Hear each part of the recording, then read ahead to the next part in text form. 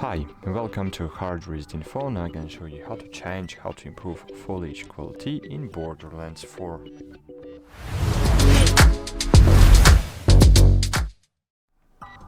At the very beginning we should open options and then find visuals. Here as you can see on the top panel.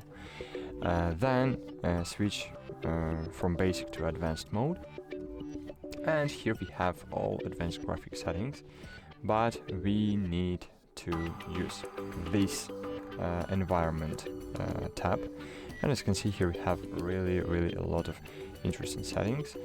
And what should we need to change? As you can see here we have foliage density, right? So the foliage density for bushes, trees.